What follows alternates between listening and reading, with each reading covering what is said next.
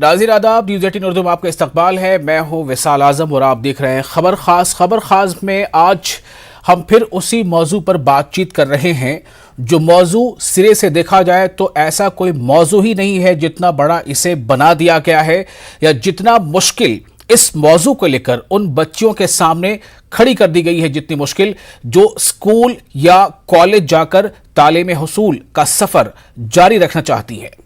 हम उसी मुल्क में रहते हैं जिस मुल्क के वजीर आजम ने यह नारा दिया है कि बेटी पढ़ाओ बेटी बचाओ, यानी बेटियों को न सिर्फ बचाना है बल्कि उन्हें पढ़ाना भी है।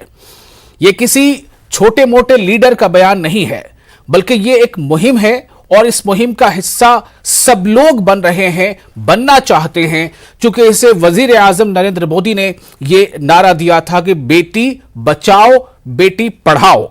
इससे दोनों बातें सामने आ रही थी कि एक तरफ तो बेटियों पर कहीं ना कहीं बुरी नजरें हैं और इसलिए इस नारे में इस बात का जोर था कि बेटी बचाओ, साथ ही साथ बेटी पढ़ाओ, यानी बेटियां कहीं तालीम से यानी जेवरे तालीम से दूर ना रह जाएं, महरूम ना रह जाएं, इसके लिए भी इसमें एक कोशिश थी। लेकिन क्या आपको यह बात सुनकर हैरानी नहीं हो रही है कि कर्नाटक के शिमोगा में एक रोज कबल 11 बच्चियों को इम्तिहान के मरकज से, एग्जामिनेशन सेंटर से वापस लौट जाना पड़ा और वो इम्तिहान में शामिल नहीं हो पाई। वजह क्या है? चूंकि उन्हें हिजाब के साथ उस कैंपस में दाखिले की इजाजत नहीं मिली, जहां तक अब से कुछ रोज कबल तक, चंद रोज कबल तक उनका दाखिला ममनू नहीं था। उन्हें जाने की इजाजत थी, उन्हें तालीम हासिल करने की इजाजत थी, उन्हें अपने दोस्तों के साथ बैठकर बातें करने की, तालीम से जुड़ी बातें करने की, पढ़ाई लिखाई को डिस्कस करने की इजाजत थी। उन्हें उनके टीचर्स भी बुरा नहीं समझते थे।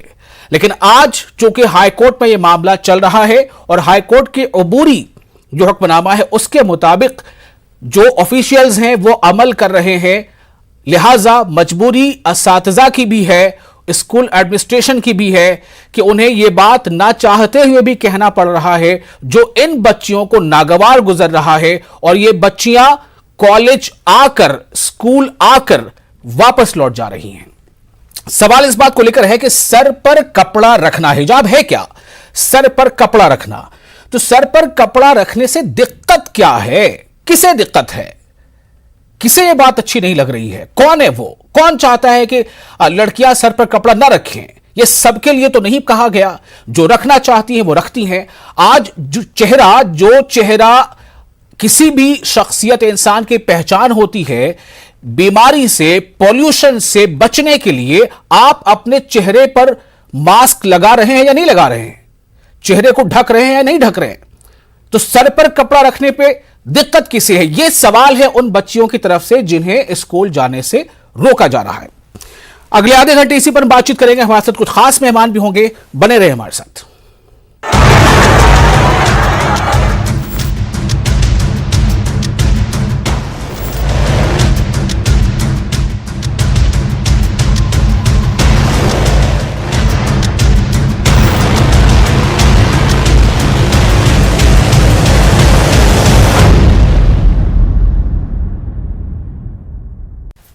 तो ये मामला शुरू भले ही कर्नाटक के साहिली इलाके उडुपी से शुरू हुआ, लेकिन उडुपी के बाद कुंडापुर और शिमोगा और कर्नाटक के कई जगहों पर, कई छोटे बड़े शहरों पर यह मामला फैलता चला गया।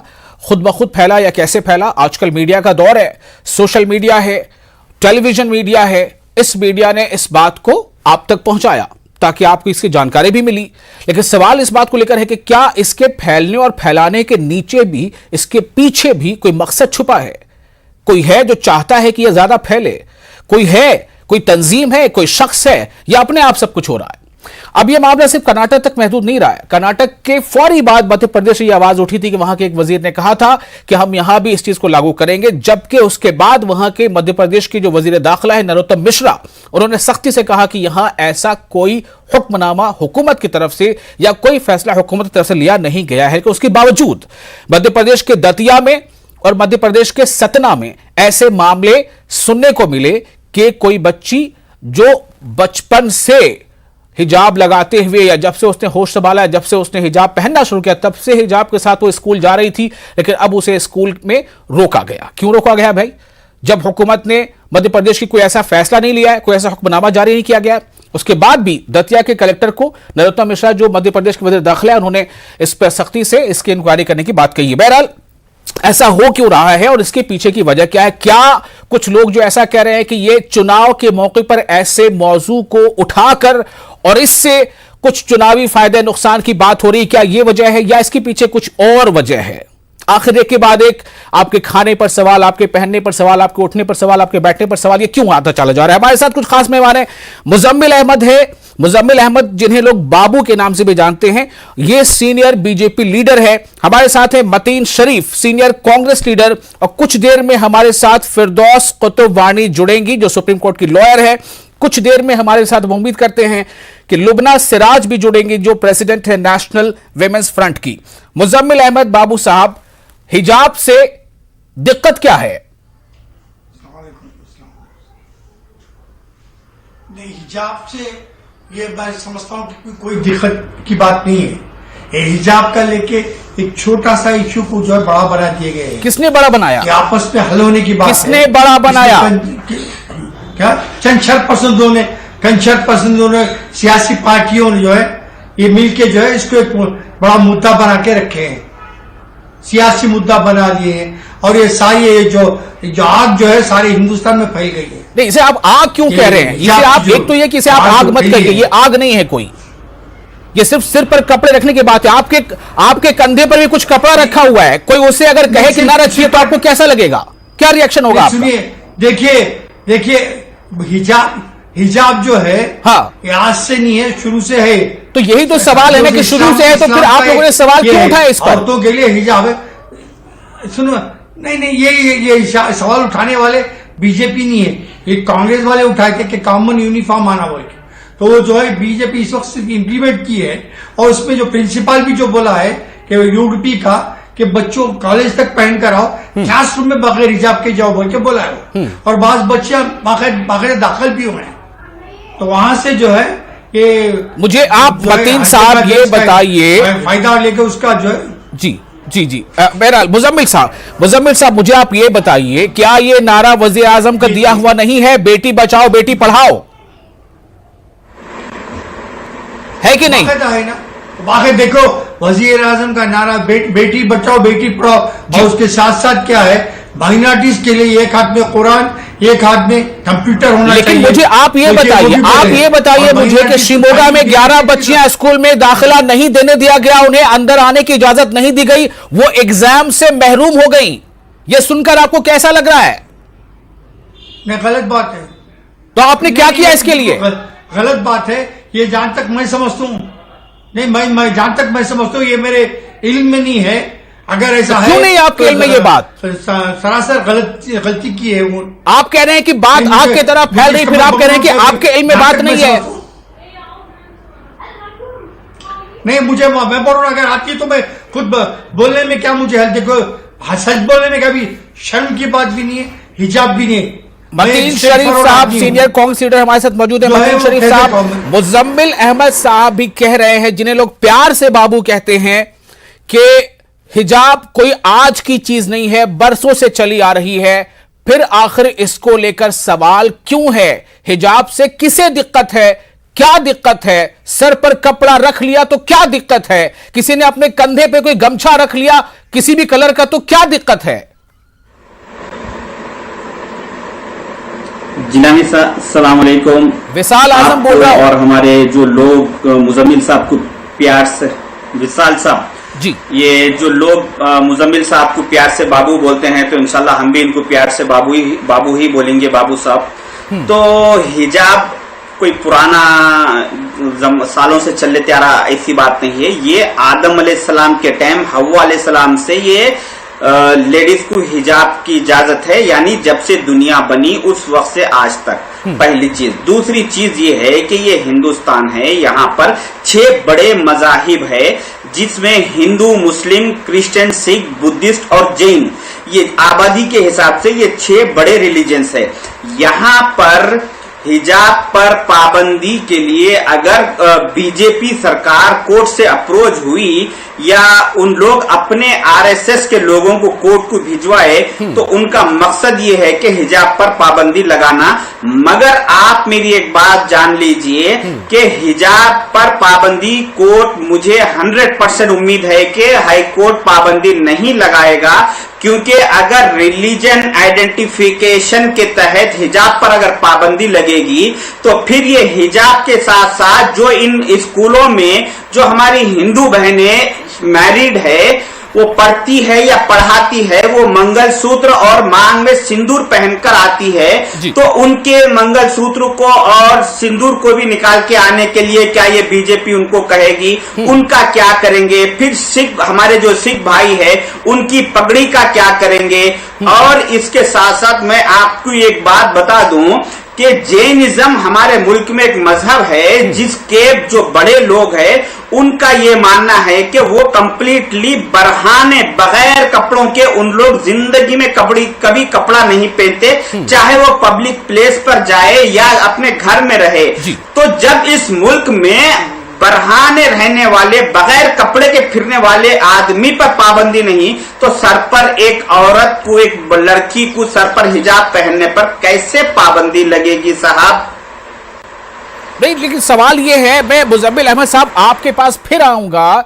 जो अभी मतीन साहब कह रहे हैं कि आप बीजेपी से हैं, क्या जो बजरंग दल है या आरएसएस के जो लोग हैं खुद को कहते हैं या विश्व हिंदू परिषद के लोग कहते हैं, मुझे ये बताइए मुजम्मिल साहब कि ये हाईकोर्ट को अप्रोच किसने किया? कौन लोग थे वहां पर जो आप ही की तरह कंधे पे कपड़ा रख करके उस बच्ची के आसपास घूम फिर रहे थे, उसकी होटिंग कर रहे थे? वो कौन लोग थे? बिल्कुल आपकी तरह उन्होंने कपड़े रखे थे अपने कंधों पर। नहीं, देखिए, आम लोग भी हो सकते हैं। आप आरएसएस बोल के कैसा बोल सकते हैं? बजरंग दल बोल के कैसा बोल सकते हैं? विश्व हिंदू परिषद मैं आपसे पूछ रहा हूं वो कौन लोग थे? पीआईएल डाल सकता है ना? वो कौन लोग थे? नहीं, ये बेकार कोई भी डाल सकता होगा, कोई भी आदमी डाल सकता है ना। कौन डाला मुझे क्या मालूम? अरे आप कहते हैं, आपकी तरह खबर फैल गई, आप कहते हैं मुझे नहीं बताइए। अजीब सवाल है भाई।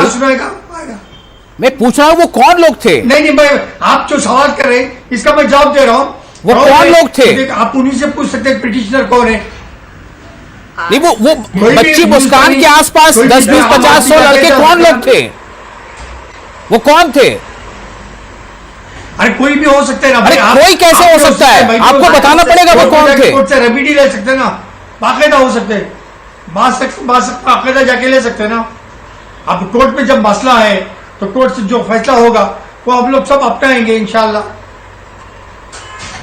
चलिए, मतीन साहब कुछ कहना चाहते हैं आप इस पर? मुजम्मिल साहब को नहीं पता है कि वो कौन लोग थे, पता नहीं उनको ये भी मालूम है कि नहीं कि उस बच्ची के आसपास कुछ लड़के जमा हो गए थे, नहीं मालूम है, शायद उनको नहीं देखा होगा, देश में बात फैल गई, इनको नहीं पता है। ये वो टीवी देखिए, वो जो है बाकायदा ये मुजम्मिल एक मिनट, हाँ, बाकायदा क्या मुजम्मिल साहब? बाकायदा टीवी वो बच्ची को जो है, बच्ची की जब ये अल्लाह अकबर की जो नारे मारी, हाँ, तो हर कोई भी देखा है ना। वो बच्ची जो मंडिया, लेकिन आपने देखा था है तो हर कोई भी देखा है। आपने देखा था? अब बाकायदा देखा हूं ना मैं। क्या देखा था आपने? देखा हूं ना मैं। आपने क्या देखा था उसमें? किनारे भी, जय श्री राम के नारे भी सुनाऊं जी, सुनिए, जय श्री राम के नारे भी सुनाऊं, अल्लाह अकबर के आवाज नारे भी सुनाऊं। अच्छा, नारे लगाने वाले कौन लोग थे?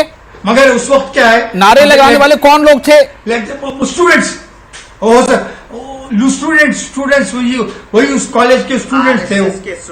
लेकिन कर्नाटक के वजीर तालीम कहते हैं कि मुस्कान के आसपास कोई नहीं था, ये आपने सुना है? नहीं, वो बच्ची का स्टेटमेंट खुद मैं सुना हूं तो स्कूल के चलिए ठीक है मुजम्मिल साहब, मैं सिर्फ इतना जानना चाहता हूं, आपने खुद अभी कहा कि हिजाब कोई आज से नहीं चला आ रहा है, ये बहुत बरसों से है। हो सकता है कि आपके खानदान में भी कई लोग हिजाब इस्तेमाल करते होंगे, करते हैं क्या मुजम्मिल साहब? करते हैं क्या? देखिए, एक मुसलमान मोमिन के नाते जो है हर कोई भी जो है शरीयत को पाबंदी करते हैं। ठीक है, बिल्कुल। मुजम्मिल साहब कह रहे हैं कि इसमें कोई बुराई नहीं होनी चाहिए। लुबना सिराज हमारे साथ जुड़ चुकी है, प्रेसिडेंट है नेशनल विमेंस फ्रंट की। लुबना, मैं जानना चाहता हूं, हमने आज ये थीम रखा है कि हिजाब से दिक्कत क्या है। लुबना सिराज प्रेसिडेंट है नेशनल विमेंस फ्रंट की। जी हाँ, जी। पहले तो बहुत बहुत शुक्रिया कि आप लोगों ने मुझे इनवाइट किया। यही सवाल मेरा भी है कि एक्चुअली ये बवाल क्यों मचा हुआ है हिजाब को लेके। हिजाब इतना बड़ा मुद्दा क्यों बन गया है? क्योंकि जैसे मैंने शायद अभी ज्वाइन किया है, मैंने ये भी सुना कि ये अब से नहीं पहनती आ रही हैं हिजाब लड़कियां। जो हेड स्कार्फ की बात है तो मैं वो क्लियर करती चलूं, ये हेड स्कार्फ है, ठीक है। जो बच्चियां स्टूडेंट्स जो अपने हक के लिए आवाज उठा रही है और लगातार बोल रही है कि हमें हमारा देश का संविधान जो हमें फंडामेंटल राइट्स देता है उसकी बात है कि हेड स्कार्फ अलाउ करना है कैंपस में पहनने के लिए। और ये आज से नहीं या कल से नहीं चल रहा है, ठीक है। ये मुद्दा ये बरसों से हम लोग देखते आ रहे हैं। हमारा मुल्क जो यूनिटी इन डाइवर्सिटी की बात करता है, ये मुल्क हमारा डाइवर्सिटी के लिए जाना जाता है, जहाँ पर हर मजहब के लोग उनका अटायर धारित करते हैं। तो ये एकदम से बवाल क्यों मच रहा है हिजाब को लेके कि क्यों लड़कियों को, स्टूडेंट्स को हिजाब के नाम पर एजुकेशन से डाइवर्ट करने की ये साजिश। मैंने अभी बताया लुबना, मैं फिर से एक बार दोहरा देता हूं। शिमोगा में कल की खबर है, 11 बच्चियां एग्जाम देना था उन्हें, लेकिन सेंटर में वो दाखिल नहीं हो पाई। उन्हें हेड स्कार्फ के साथ दाखिले की इजाजत नहीं मिली, वो एग्जाम छोड़ना पड़ा उनको। ये मुजम्मिल साहब को बात पता नहीं, मैं उनको बता दे रहा हूं। वो कर्नाटक में रहते हैं, मैं यहां से दूर से बता रहा हूं उनको। मुजम्मिल साहब इसके दरियाफ्त कर लीजिएगा। शिमोगा की खबर है जी। लुबना, आप कंटिन्यू कीजिए। ये तो एक इंडिविजुअल चॉइस होनी चाहिए ना कि मैं क्या पहनूं और क्या नहीं। और ये गवर्नमेंट कॉलेजेस को डिसाइड नहीं करना पड़ेगा कि मैं एक चॉइस लूं कि मुझे एजुकेशन हासिल करनी है या क्या पहनावा पहनकर मुझे एजुकेशन हासिल करनी है। ये गवर्नमेंट इंस्टीट्यूशन जो चल रहे हैं ये टैक्स पेयर के खर्चे के ऊपर चलते हैं, ठीक है।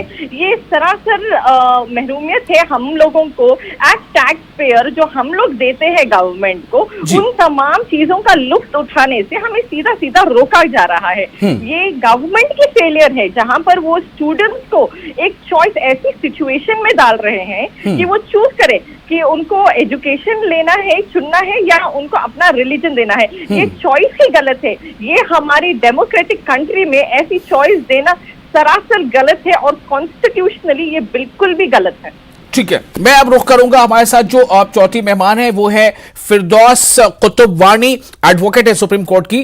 फिरदौस कुतुबवानी साहबा, आपका बहुत इस्तकबाल है। बड़ा मतलब कह सकते हैं कि एक अजीब सा ये वक्त है जब हम ये सब बातचीत कर रहे हैं। आपने हेड गियर पहन रखा, मतलब आपके सर पे कपड़ा है, और लुबना सिराज के सर पे कपड़ा है, और मुजम्मिल साहब के कंधे पर कपड़ा है, शायद वो केसरिया रंग का है जैसा मुझे दिख रहा है। उन्हें भी आज़ादी है कि वो जो चाहे कपड़ा रखें, चाहे कंधे पर रखें, चाहे वो उसे हाथ में रख लें, जैसे भी आज़ादी है। तनवीर साहब नहीं रखा है, उनकी आज़ादी है।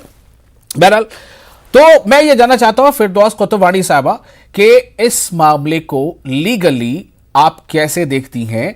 और इस सवाल का जवाब देने से पहले मैं आपकी गुजारिश से एक विजुअल दिखाना चाहता हूं। 3 विन है हमारे पास, 3 विजुअल है, दिखाना चाहता हूं कि 3 अलग अलग मंजर क्या है। नाज़रीन जरा देखिए, पहली तस्वीर है किस तरह से कर्नाटक में जो है बच्चों को दाखिला नहीं दिया गया स्कूल के अंदर। दाखिला मतलब एंट्री नहीं लेने दी गई, और स्कार्फ बच्ची ने पहन रखा था। टीचर ने अपने हाथ से उसके स्कार्फ को कहा कि इसे खोल दो, और लेकिन गार्जियन जो है उसे वापस अपने साथ लेकर लौट आते हैं।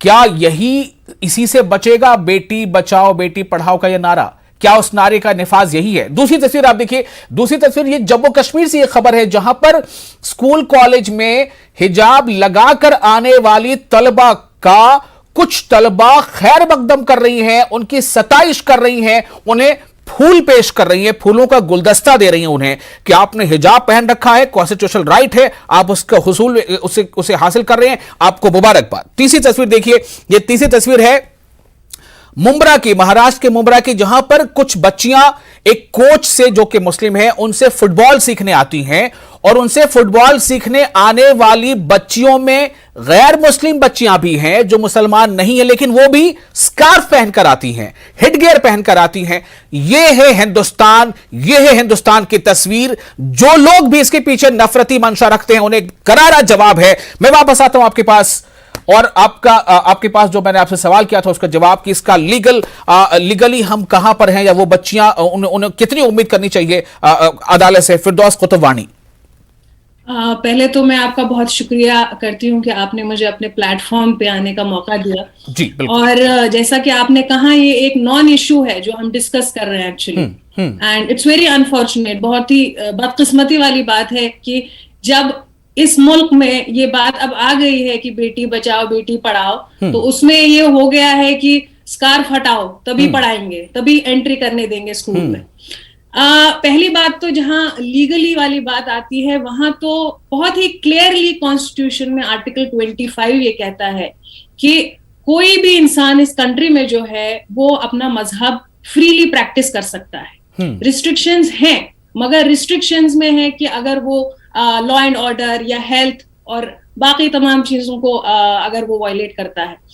साथ में ही हमारे पास कई सारी ऐसी जजमेंट्स हैं, जिसमें से मैं आपको बताऊं, एक जजमेंट है Ismail M Faruqui versus union of India, जिसमें यह बताया गया कि आपके मजहब में अगर कोई एक ऐसी चीज होती है जो कि इंटीग्रल पार्ट है, जो कि बहुत एसेंशियल है, बहुत ही मैंडेटरी है आपके मजहब में, तो आर्टिकल 25 में आप कंप्लीटली प्रोटेक्टेड होते हैं। मतलब कई सारी रस्में होती हैं, कई सारे रिचुअल्स होते हैं जो कि बहुत जरूरी नहीं होते किसी भी मजहब में, मगर कुछ ऐसी चीजें हैं जो कि हमें पता है, हमारे स्क्रिप्चर्स, हमारी बुक्स में लिखा हुआ है, हमारे स्कॉलर्स ने बताया है कि जो एसेंशियल है। तो इसमें भी एक और जजमेंट है जो कि केरला हाईकोर्ट की है, सॉरी मद्रास हाईकोर्ट की है जी। उसमें उन्होंने बहुत clearly, Ajman Khan versus election commission, उसमें बहुत ही क्लियरली इस बात को बताया गया, कुरान को रेफर किया गया, उसमें मुस्लिम स्कॉलर मोहम्मद मरमडूक पिक्थाल को रेफर किया गया, उसके अलावा मलेशियन जजमेंट्स को रेफर किया गया और बताया गया इसको कि जो स्कार्फ है उसको हेड पे कवर करना जो है इंटीग्रल पार्ट है। इसमें सूरह नूर की 31वीं आयत जो है उसको भी रेफर किया गया। मैं आपको बताती हूँ, उसमें वर्ड खिमर को यूज किया गया है। आपके व्यूअर्स हैं वो गूगल कर सकते हैं, खिमर मींस हेड स्कार्फ, और 31वीं आयत में लिखा हुआ है कि खिमर को आप अपने, और उनसे कहें कि खिमर को अपने सीने पे डालें। इसका मतलब यह है कि हेड पे तो है, उसके साथ साथ आप सीने पे भी डालें। तो देयर इज नो क्वेश्चन इसमें कि तो मतलब आप ये कहना चाहती हैं फिरदौस साहिबा कि ये कुरान में ये बात दर्ज है, और ये मतलब मैं ये समझता हूं कि ये समझा जा सकता है कि जो भी मुसलमान है, जो खुद को मुसलमान कहता है, उसे ये बात मालूम होनी चाहिए। जी, अब इसमें चॉइस है अपनी। देखिए, मजहब में 10 चीजें होती हैं, कई सारे लोग उसको फॉलो करते हैं, कई सारे फॉलो नहीं करते, तो उसमें कोई किसी को जज नहीं कर सकता। बट जहां तक कानून की बात आती है, जहां से ये सवाल पूछा जाता है कि ये हिजाब जो है सप्रेशन, ऑपरेशन की निशानी है और ये कहीं कुरान में नहीं लिखा है, देयरफॉर कोई भी इसको मना कर सकता है, ऐसा नहीं है, कंप्लीटली प्रोटेक्टेड है कॉन्स्टिट्यूशन में। तभी ये मुझे एक बात ये बताएं, आपकी भी इसमें पूरी गहरी नजर होगी फिरदौस साहिबा, फिर भी इतना वक्त जो लग रहा है हमारे जजेस साहबान को कर्नाटक में, जबकि प्रेसिडेंस है मद्रास हाई कोर्ट का, प्रेसिडेंस है केरला हाई कोर्ट का, उसके बावजूद इसमें क्या बहुत ज्यादा कुछ मतलब चीजों का ख्याल रखना है कि इसमें वक्त ज्यादा लग रहा है? देखिए, कई सारी पार्टीज हैं, वो अलग अलग अपने आर्ग्यूमेंट्स दे रहे हैं। बहुत ही देखिए, इससे पहले भी हो चुके हैं ये ऐसे केसेस जो कि मैंने आपको बताया, प्रेसिडेंट्स भी हैं, मगर उसके बावजूद भी ऐसी सिचुएशन मुल्क में आई। और अब आप देख रहे हैं, जब सब जुडिस है मैटर, कोर्ट के सामने है मैटर, अभी डिसीजन आया नहीं है, मगर उसके बावजूद भी आप देखें कितनी सारी हमारी बच्चों को इन्होंने इम्तिहान नहीं देने दिया, कितनी सारी बच्चों को, हमारा दिल रोता है जब हम देखते हैं कितनी सारे टीचर्स को, बच्चियों को गेट के बाहर उनसे कहते हैं अपना स्कार्फ उतारिए। अगर मुझसे कोई ये कहेगा कि आप स्कार्फ उतारिए, मुझे तो ऐसा लगेगा कि मेरी इज्जत किसी ने लूट ली। इनको समझ नहीं आती ये बात। नहीं, मुझे लगता है कि मुजम्मिल साहब ने अभी इस बात को कहा है कि वो इस बात को समझते हैं और उन्होंने माना है कि बरसों से रिवायत चली आ रही है। उन्होंने ये माना है कि उनके खानदान के लोग भी हिजाब इस्तेमाल करते हैं। लेकिन सवाल इस बात को लेकर, मुजम्मिल साहब, क्यों ये बच्चियां कब तक स्कूल के दरवाजे से लौटाई जाती रहेंगी? उनके इम्तिहानात छूट रहे हैं, उनकी पढ़ाई छूट रही है। मुजम्मिल साहब, क्या करेंगे आप? बीजेपी क्या करेगी? आपकी सरकार है वहां। अगर आप इजाजत दें तो मैं एक बात और कहना चाहूं। जी बोलिए, जल्दी से बोलिए फिरदौस साहब। जी देखिए, ये लोग कहते हैं लॉ एंड ऑर्डर सिचुएशन आती है, कहते हैं स्कूल में हेलो? जो है सब यूनिफॉर्म होने चाहिए। हेलो? मेरे ख्याल से एक मिनट। हमारा मुल्क जो है जी, बोलिए। मल्टी कल्चर मुल्क है, मल्टी रिलीजन है। हमें एक दूसरे के साथ कैसे एक साथ रहना चाहिए, कैसे हेलो? एक दूसरे को टॉलरेट जी, करना चाहिए, जी। वो सिखाना चाहिए। ये आपको सिखाना भेदभाव चाहिए। कराना मुजम्मिल नहीं। साहब बताएं, मुजम्मिल साहब। देखिए, मुझे आवाज ही पूरी जो गुफ्तगू चल रही, जो डिबेट चल रहा, मुझे सुनाई नहीं दे रहा है। वो जो सुप्रीम कोर्ट की वकील साहब अभी जो बोली, मुझे कुछ सुनाई नहीं दिया। ठीक है, मैं सिर्फ आपसे जानना चाहता हूं, बच्चियों को स्कूल कॉलेज से लौटना पड़ रहा है, इम्तिहान छूट रहे हैं उनके, आप क्या करेंगे? आप ताकतवर है वहां पर, आप इख्तियार में है, बीजेपी की सरकार है। नहीं, सुनिए, देखिए, मैं बीजेपी सरकार से एक तो उम्मीद करता हूं कि बच्चियों के साथ इतना तो सख्ती पर बरतनी करेंगे गवर्नमेंट की तरफ से कि भाई वापस लौटो बोल के ना, अगर हिजाब पहन के आए तो वापस लौटो। अगर इतना कर सकते हैं कि कॉमन जो यूनिफॉर्म कोड है उसके तहत जो कॉलेज क्लास के अंदर जो है बगैर हिजाब के बच्चे जा सकते हैं बोल के, उतना तो करा सकते हैं ना। अब वो बाकायदा मैं बात करूंगा, हमारी गवर्नमेंट से भी बात करूंगा। आज ही खबर आई है कि कर्नाटक में बहुत सारे मुख्तलिफ अलग अलग यानी अलग अलग पार्टियों के लीडरों ने, उन लीडरों का एक वफ्द मिला है वजीर आला से, मुंबई से। देखते हैं क्या इस पर पेशरफ्त होती है। कर्नाटक हाईकोर्ट में इसको लेकर समाअत भी चल रही है, फिर से वो समाअत अगले दिन के लिए मुलतवी हो गई है। बहरहाल किसी को वक्त कम मिल पाया हो, किसी को ज्यादा, लेकिन मैं माजरत चाहूंगा और आप तमाम का शुक्रिया अदा करना चाहूंगा कि आपने अपना कीमती वक्त दिया न्यूज़ 18 उर्दू के इस खास शो में। मुझे दीजिए इजाजत और आपका शुक्रिया फिर से एक बार। नाज़रीन, आपका भी शुक्रिया। आदाब।